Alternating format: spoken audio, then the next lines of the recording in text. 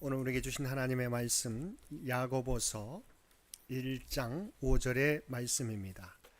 야고보서 1장 5절의 말씀입니다.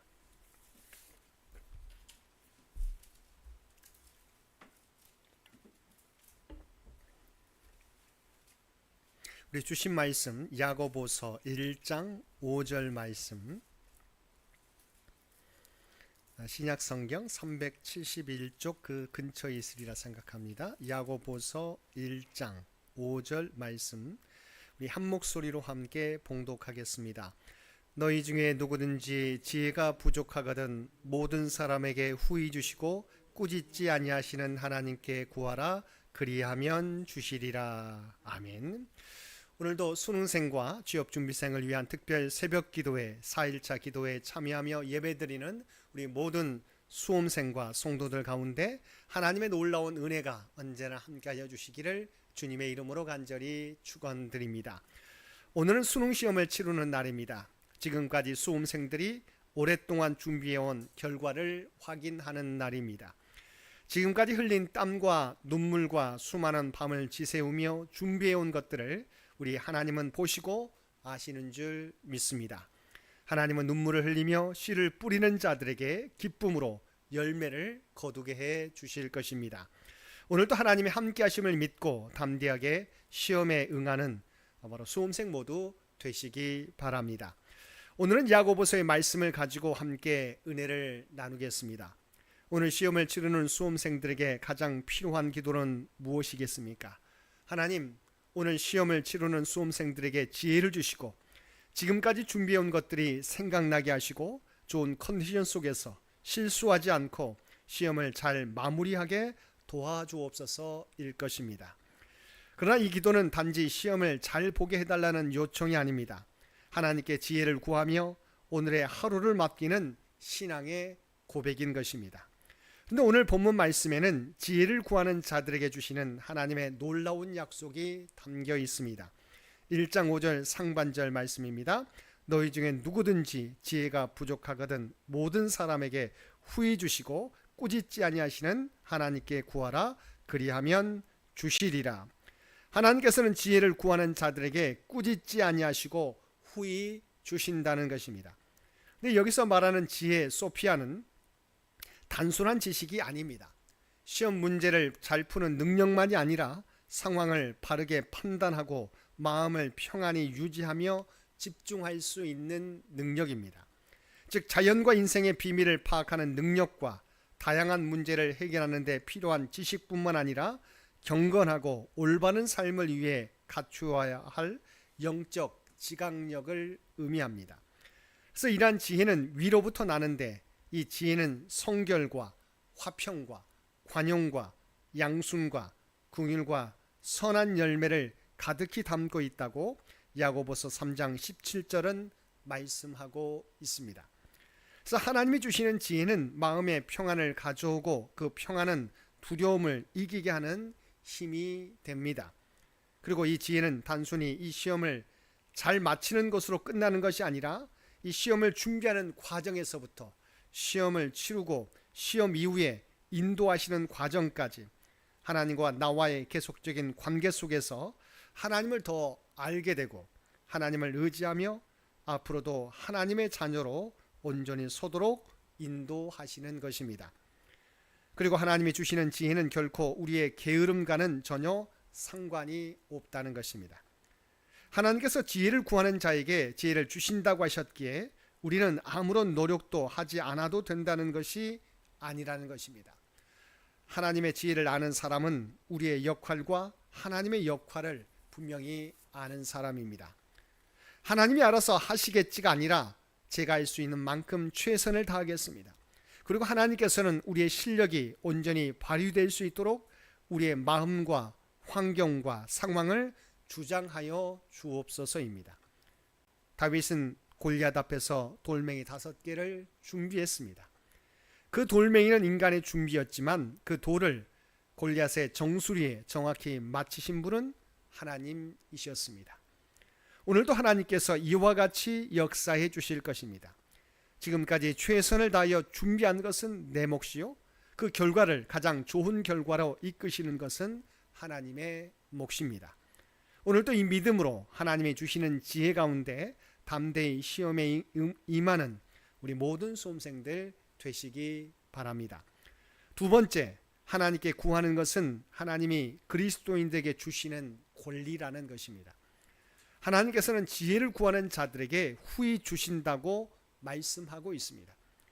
야고보서 4장 2절 하반절 말씀에서 너희가 얻지 못함은 구하지 아니하기 때문이라고 말씀하고 있습니다.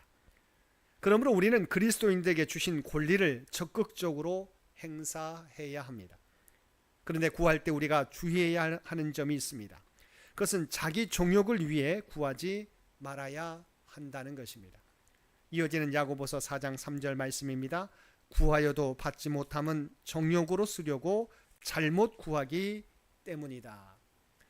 하나님께서는 누구나 하나님의 뜻을 행하는 데 필요한 지혜를 구하는 자에게는 멸시하거나 책망하지 않고 조건 없이 주십니다.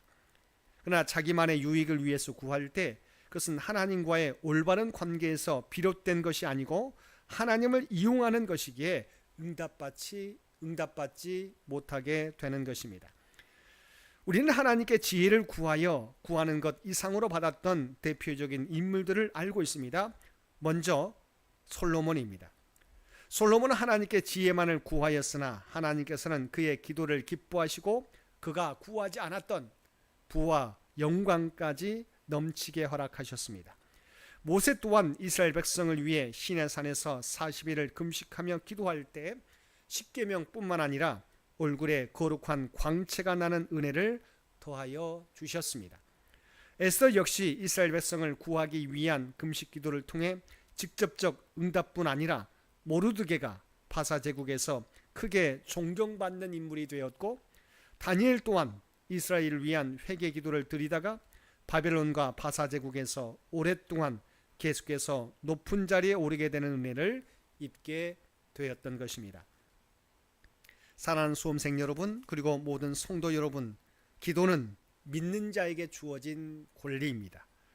오늘 수험생들이 하나님께 하나님의 뜻과 영광을 위하여 자신의 부족한 지혜를 구할 때 솔로몬에게 지혜와 더불어 부와 영광까지 허락해 주신 것처럼 그들에게 지혜와 더불어 그들이 원하는 모든 것들이 주님의 뜻 가운데 이루어지는 놀라운 역사를 허락해 주실 것입니다.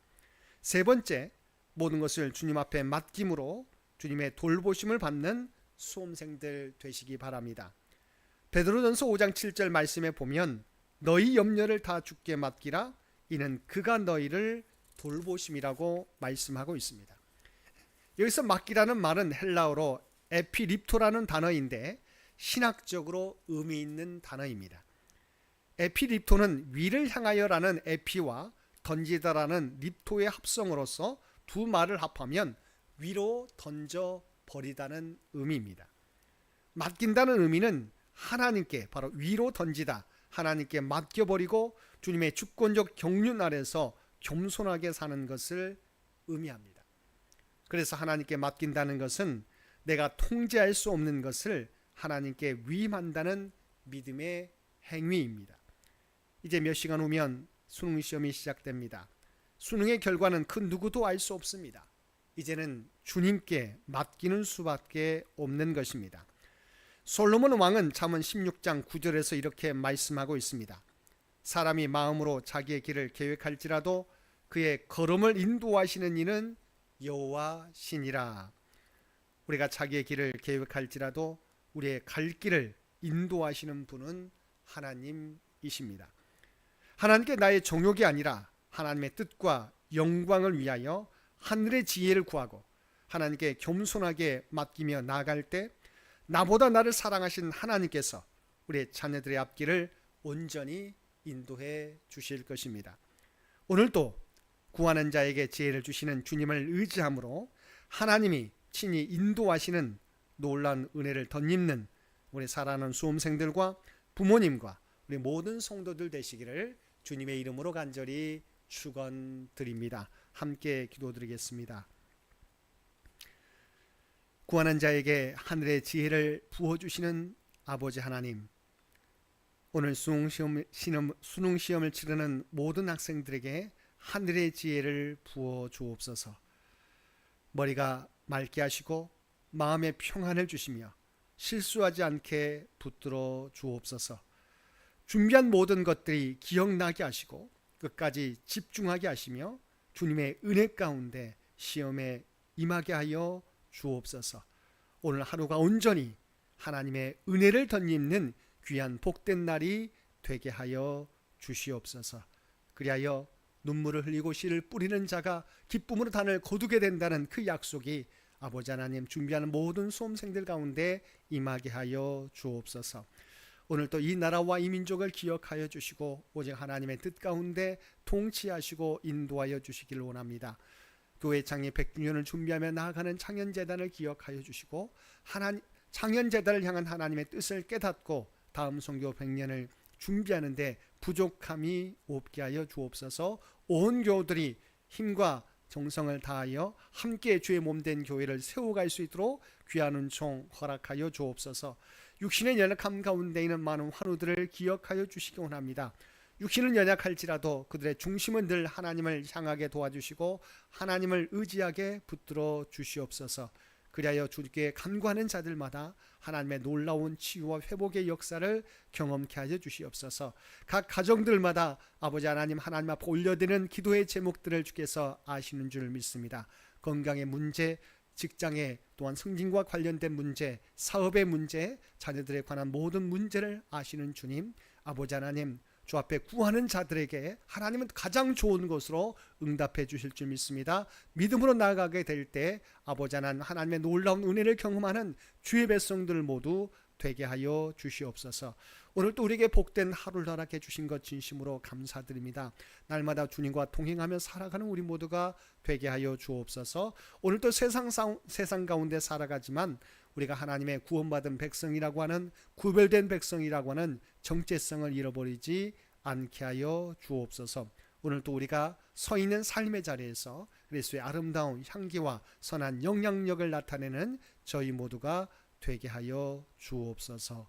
이제는 우리 주 예수 그리스도의 은혜와 아버지 하나님의 극진하신 사랑하심과 성령님의 세상 끝날까지 우리와 함께 하시면 놀라운 교통의 역사가 오늘 주신 말씀을 따라서 구하는 자에게 가장 좋은 것을 허락해 주신 하나님이심을 믿고 모든 것을 주 앞에 맡기며 나아가는 모든 수험생들 가운데 또한 사랑하는 주의 백성들과 그들의 삶의 터전 가운데 기도의 제목 가운데 이제로부터 영원토록 함께 해주시기를 우리 주 예수님의 이름으로 간절히 축원하옵나이다. 아멘.